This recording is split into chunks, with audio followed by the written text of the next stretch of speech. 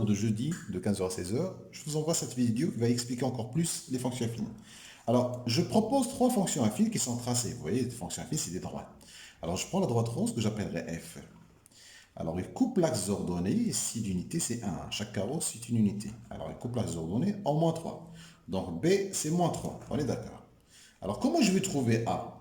Alors, je vais prendre des points qui soient bien précis sur des carreaux. Je prends ce point-là.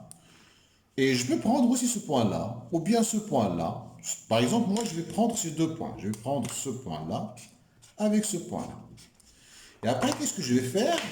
Je vais partir de l'un à l'autre en faisant vertical suivi d'horizontal, en construisant un triangle rectangle. Alors, si je pars de ce point-là vers ce point-là, donc je regardais, je descends de combien? Ça, c'est vertical. Je descends de 4. Donc, A est égal, vertical sur horizontal. C'est moins 4 parce que je descends. Et puis là, je me déplace de droite à gauche de moins 2. C'est moins 2. Donc, ça me fait 2. Donc, je peux vous dire que ma fonction ici, f de x, elle est égale à 2x moins 3. Voilà pour la fonction rose. La verte, G.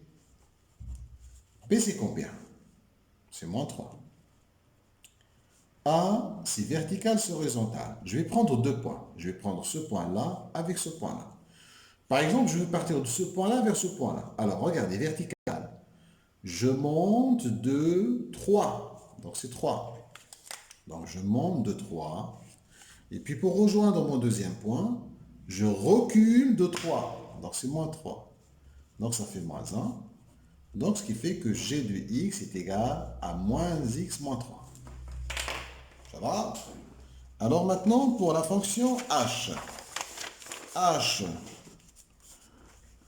je cherche b n'est pas précis. Donc, je vais la faire avec la deuxième méthode. Je vais prendre deux points. Alors, H2 et H2. Deux points avec leur image. Je prends ce premier point. J'ai H de moins 3 et il est égal à 0. Et puis, par exemple, si je prends ce point-là, ou bien ce point-là, par exemple, j'ai H de 3 et est égal à 3. Alors, je sais que A, c'est égal à H de x1 moins H de x2, l'accroissement des Y, ou bien des images, sur l'accroissement des nombres.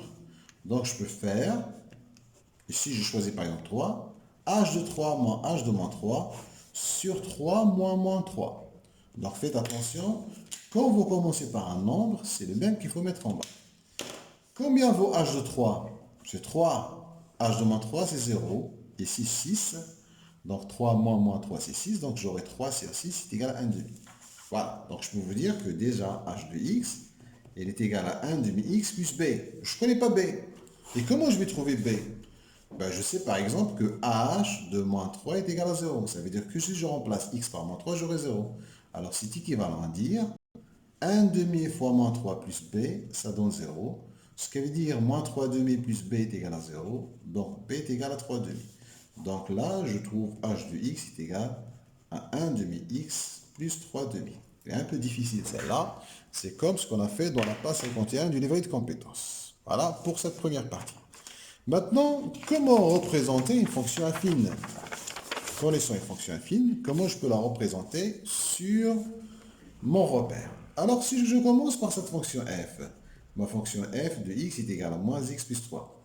B, c'est 3. A, c'est combien? C'est moins 1. Alors, ça, c'est facile. B, c'est 3. Et A, c'est moins 1. Donc, quand je monte de 1, je dois descendre de 1. Et donc, cette fonction-là, je vais la tracer en fonction f en joignant ces deux points. Je vais la faire en vert. C'est ça ma fonction f. Voilà f. Un peu plus compliqué, la fonction g. Alors, la fonction g, donc si je prends g de x, alors j'ai quoi? G, b est égal à 2, donc b est égal à 2, donc elle est là, b. Par contre, mon a ici, c'est moins un tiers. Alors, moins un tiers, ce que je vais faire, c'est vertical sur horizontal. Alors, je vais faire moins un vertical suivi de 3 horizontal. Donc, moins un vertical suivi de 3 horizontal. Je répète, moins un vertical, parce que c'est moins 1, suivi de 3 horizontales, 3 unités. Et je vais joindre ces deux points et j'obtiens ma fonction g, c'est celle-là. Voilà, j'ai appliqué vertical sur horizontal pour A.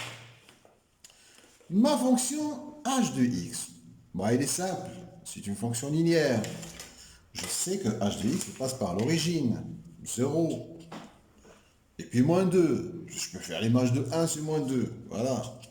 Eh bien, les fonctions linéaires, c'est facile, donc c'est moins 2.